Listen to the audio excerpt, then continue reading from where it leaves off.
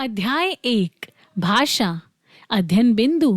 भाषा, भाषा के रूप। लिपि, व्याकरण। अध्याय विवरण। भाषा विचारों को प्रकट करने का साधन है। लिखने के ढंग को लिपि कहते हैं। व्याकरण से हमें भाषा के शुद्ध रूप का ज्ञान होता है। भाषा, बेटा आपको क्या चाहिए?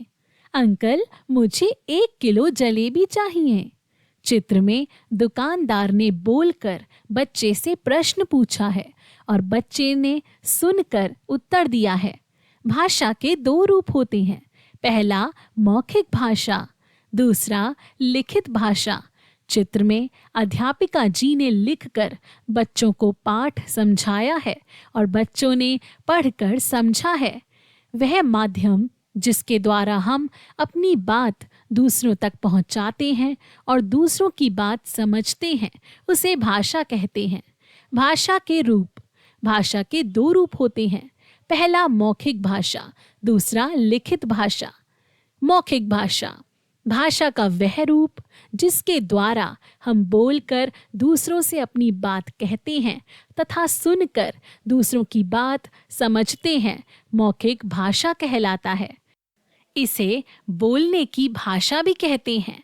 बातचीत करना, कहानी सुनना, टीवी देखना आदि मौखिक भाषा के उदाहरण हैं।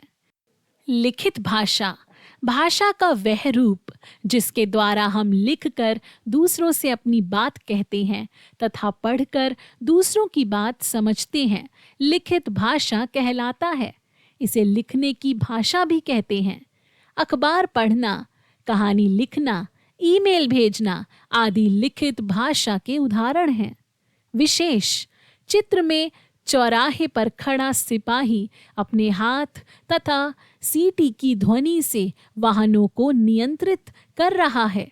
इसे सांकेतिक भाषा कहते हैं।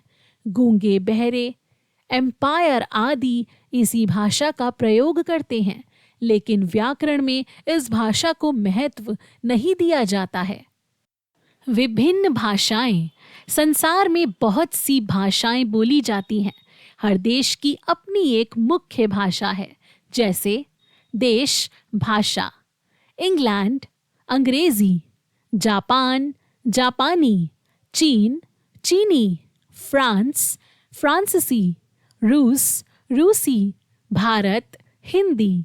हमारे देश में विभिन्न राज्यों की अपनी अपनी भाषा है, जैसे राज्य भाषा।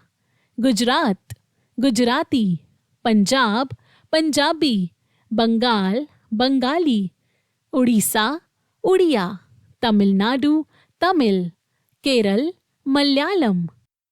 लिपि, हर भाषा को अलग अलग ढंग से लिखा जाता है। लिखने के ढंग को लिपि कहते हैं। भारतीय नोट को देखिए, इसमें नोट का मूल्य अलग अलग लिपियों में लिखा गया है। प्रत्येक भाषा की अपनी लिपि होती है, जैसे भाषा लिपि। हिंदी देवनागरी, संस्कृत देवनागरी, उर्दू फारसी, अंग्रेजी रोमन, पंजाबी गुरुमुखी, मराठी देवनागरी। व्याकरण, व्याकरण हमें भाषा को शुद्ध बोलना और शुद्ध लिखना सिखाता है, जैसे हम एक आइसक्रीम खाऊंगा। मेला 7 बजे को रविवार लगेगा। ये दोनों वाक्य अशुद्ध हैं। इनके शुद्ध रूप इस प्रकार हैं। मैं एक आइसक्रीम खाऊंगा। मेला रविवार को 7 बजे लगेगा। आओ दोहराएं।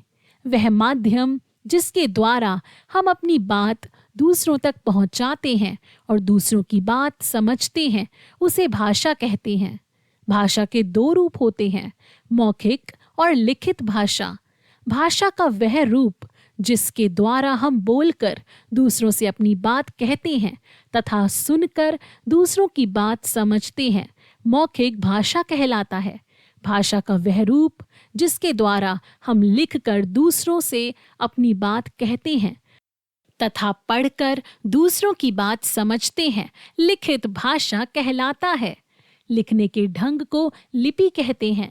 व्याकरण हमें भाषा को शुद्ध बोलना और शुद्ध लिखना सिखाता है।